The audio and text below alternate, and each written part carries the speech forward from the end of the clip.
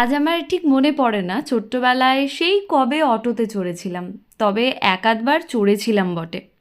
বড় হবার পর আজ আবার অটোতে চড়লাম। টোটোর পরিমাণ চারিদিকে এতটাই বেড়ে গেছে, আর মানুষের কাছে টোটোর চাহিদাও এতটা বেড়েছে যে অটো রিক্সা এই সমস্ত যানের পরিমাণ এখন কমেই গেছে।